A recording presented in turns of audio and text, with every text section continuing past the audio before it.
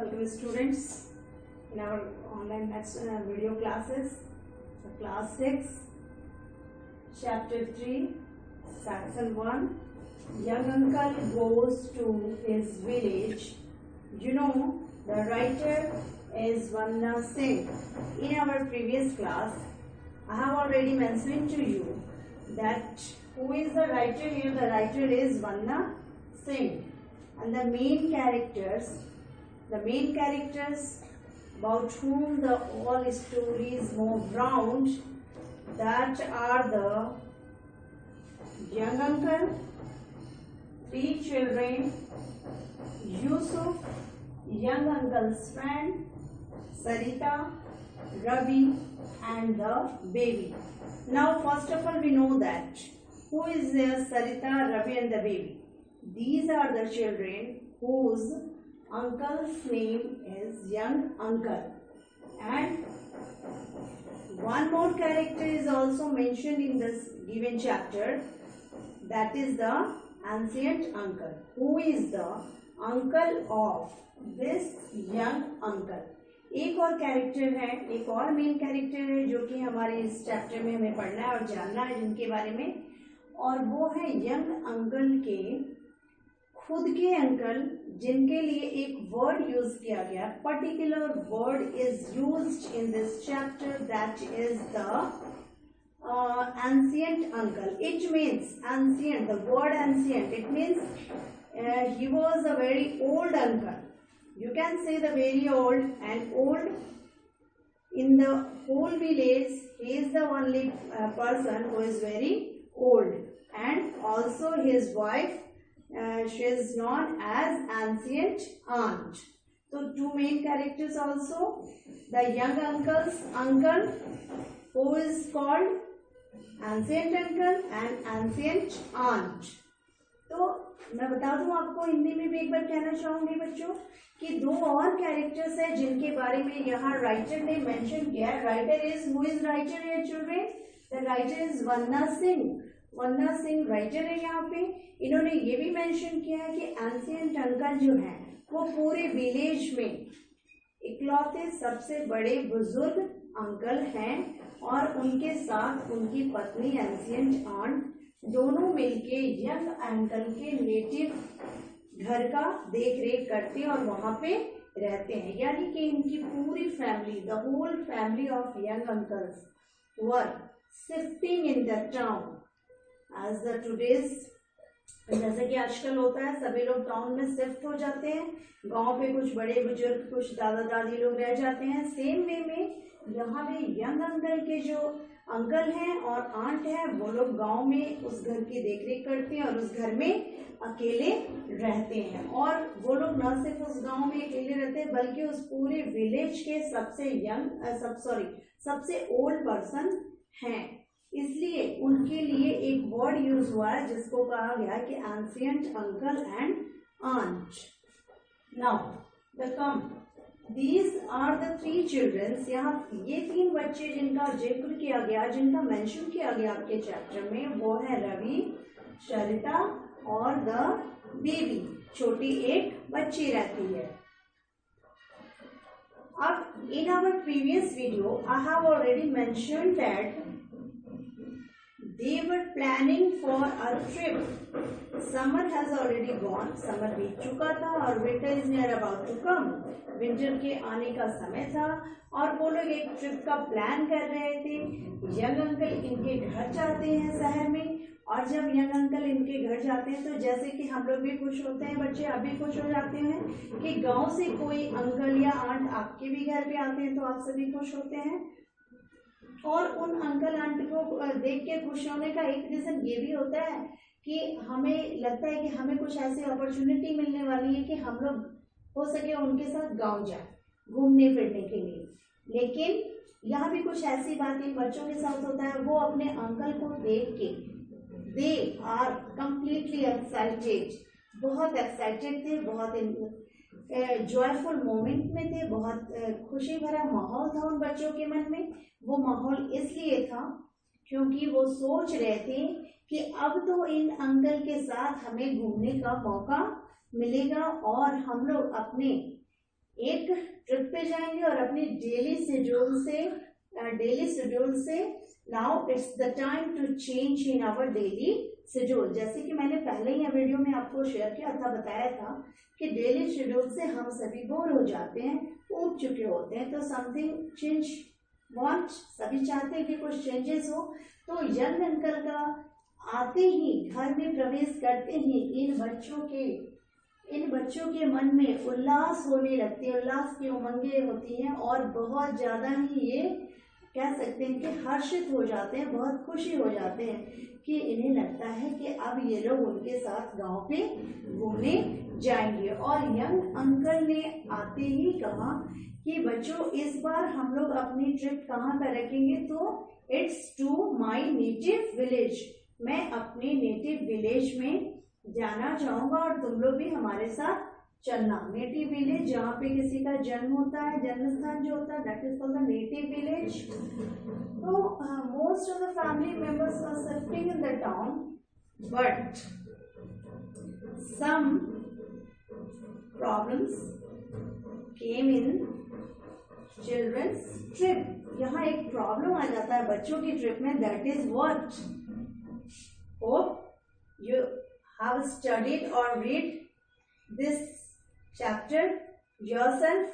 Means मैं सोचती हूँ कि आप लोग घर पे शायद पढ़े हो ये चैप्टर, नहीं पढ़े तो कोई बात नहीं, फिर से बुक खोल के आप अपने सामने रखेंगे और पढ़ेंगे तो आप देखेंगे कि यहाँ पे एक लाइन मेंशन हुआ, एक वर्ड मेंशन हुआ है, the particular word along faces means, along faces means बच्चों का जो ट्रिप का प्लान होते रहता है अंकल के साथ मिलके जो बनता है, और वो बच्चे काफ़ी खुशी रहते हैं, काफ़ी हर्षित होते हैं अंकल को देखते ही। बट यहाँ पे उनका, जैसे कि आप और हम अगर कोई प्लान करते हैं और we get the total excited, हमें पूरा एक्साइटमेंट मिला रहता है, इस दौरान अगर किसी तरह से the reason some cases our the plan will stopped for some reasons, किसी कारण से हमारे प्लान को स्टॉप करना पड़ता है या चेंज करना पड़ता है, देन वी टोटली अपसेट, बच्चे हम लोग पूरी तरह से अपसेट हो जाते हैं। तो ऐसा ही कुछ केसेस यहाँ होते हैं इस चैप्टर में कि बच्चे जो हैं वो अपसेट हो जाते हैं बिकॉज देयर मदर्स स्टॉप, उनकी मदर इस अपॉर्चुनिटी को खत्म कर देती हैं और वो स्टॉप करती है, बोलती है कि अगर आप गांव चले जाओगे तो यहाँ पे आपकी स्टडी है, आपकी पढ़ाई है, वो क्या होगा, डिस्टर्ब होगा। और यहाँ पे बच्चे का गांव जाने का ट्रिप जो है, डेली शेड्यूल के चेंज करने का जो मौका होता है वो क्या होता है, काफ़ी वो स्टॉप हो जाता है। बच्चे अपने मन ही मन जितने खुश रहते हैं और जितने हर्षित होते हैं वो तुरंत चेंज हो जाता है, वो काफ़ी डिसअपॉइंट हो जाते हैं, दे completely disappoint, they get the sad, वो सैड हो जाते हैं, डिसअपॉइंट हो जाते हैं, वो मतलब बहुत ही उदास हो जाते हैं। और बच्चे हैं, उनकी प्लानिंग को अगर चेंज किया जाता है और वो सोचते कुछ है और कुछ होता है, तो बच्चे तो स्वाभाविक है कि हाँ, हम बड़े भी इससे उदास हो जाते हैं, अपसेट होते हैं। और बच्चे तो जनरली बच्चे ही होते हैं, वो तो ज़्यादा ही हतोत्साहित हो जाते हैं बच्चे।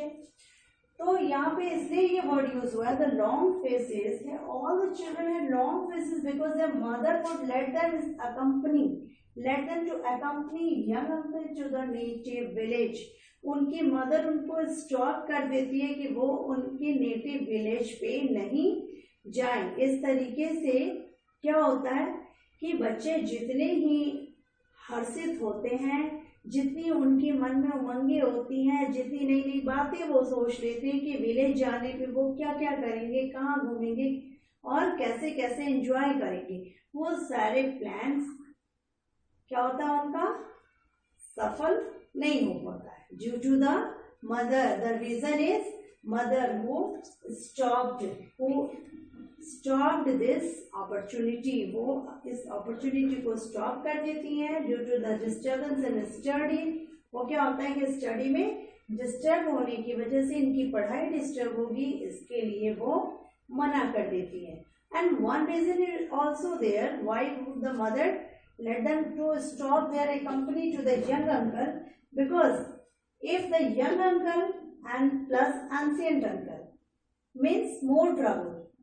यहाँ एक और वर्ड यूज हुआ है जो कि कहा गया कि young uncle plus ancient uncle, that is the more trouble. कहा गया है कि यंग अंकल और एंशिएंट अंकल को प्लस कर दिया जाता है. यंग प्लस एंशिएंट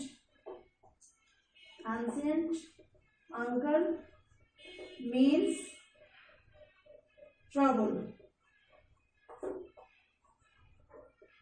मीन्स बच्चे देखें कि यहाँ पे एक और वर्ड यूज हुआ है जो कि मदर ने कहा है कि young uncle plus ancient uncle it means more trouble. Means जब ये अंकल रहेंगे और वो ये अंकल के अंकल रहेंगे तो इन दोनों से मिलके बच्चे जो हैं कुछ ज़्यादा ही उनको तंग करेंगे, वो कंट्रोल नहीं होंगे. और आप जानते हैं जैसे ही बच्चे अपनी डेली शेड्यूल से थोड़ा सा आज़ादी उनको मिलती है ना, वो अपने मन की करने लगते हैं. आई होप आप लोग भी करते होंगे ऐसा, तो सभी करते हैं.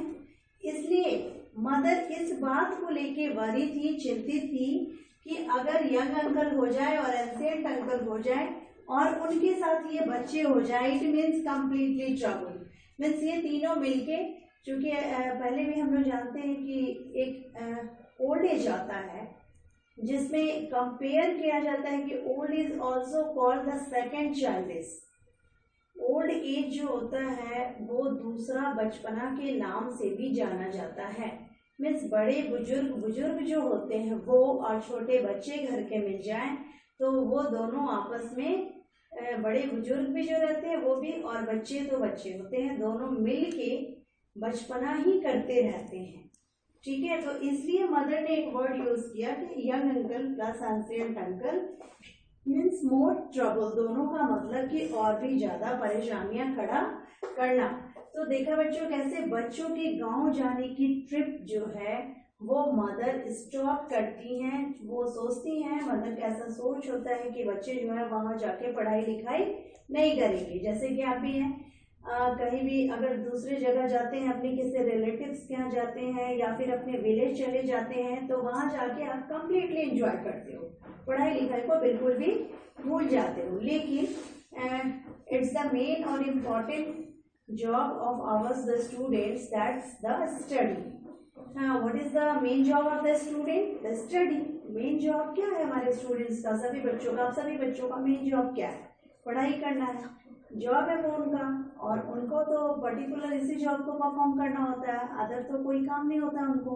और जैसे ही वो अपने घर को छोड़ के किसी और जगह पे जाते हैं वो कंप्लीट आज़ाद हो जाते हैं और अपने मन की वो काम करने लगते हैं. इस तरीके से देखा आपने कि यहाँ पे बच्चों के गांव जाने का जो विलेज का जो ट्रिप होता है, स्टॉप होने के बाद, प्लान चेंज होने के बाद मदर जो है वो चेंज कर देती हैं और बच्चे इससे काफी डिसअपॉइंट हो जाते हैं.